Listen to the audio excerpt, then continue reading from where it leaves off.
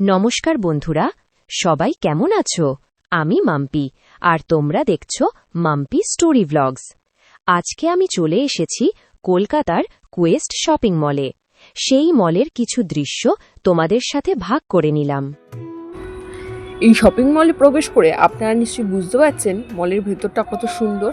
আর সুন্দরের পাশাপাশি এই মলের মধ্যে আপনি পেয়ে যাবেন সব রকমের জিনিস। শুধু তাই নয়, এখানে কিন্তু রয়েছে খাবার ব্যবস্থাও। কোয়েস্ট শপিং মলে প্রবেশ করলে আপনি কিন্তু পেয়ে যাবেন এখানে ব্র্যান্ডেড জামা কাপড়।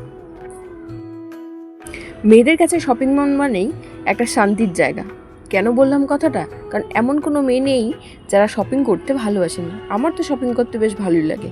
তো বন্ধুরা, আমার মতো কার কার শপিং করতে ভালো লাগে প্লিজ একটু কমেন্ট করে জানাবেন। কলকাতার এই কোয়েস্ট শপিং মলে কে কে এসেছিল শপিং করতে প্লিজ জানাতে কিন্তু ভুলবেন না। আমি তো এই কোয়েস্ট শপিং মলে এসেছিলাম শপিং করতে, এবং তার পাশাপাশি বড্ড খিদে পেয়েছিল। শপিং করতে করতে যখন ক্লান্ত হয়ে পড়েছিলাম তখন এখানে আমি লাঞ্চটাও সেরে ফেলেছিলাম।